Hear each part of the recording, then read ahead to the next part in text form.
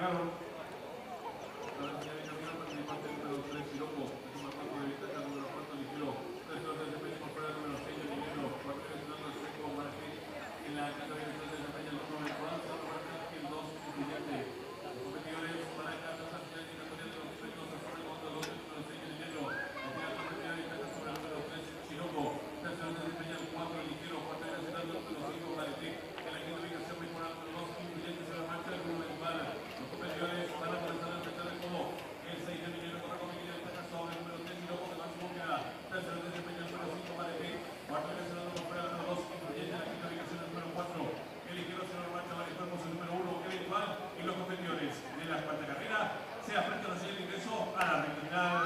Los de la ciudad de Tante con el número 6 el ligero de Corro Medio con el Taca sobre el número 6 Chiroco. Tercero de desempeño el competidor número 5 para el de Colegio Sur por 350 metros finales 6 de la número 6 el ligero de Taca sobre el número 6 Chiroco con el número por fuera. Tercero de desempeño el número 5 para el de Colegio Sur por 250 metros finales 6 de la delantera el número 6 el ligero con el Taca sobre el número 6 Chiroco.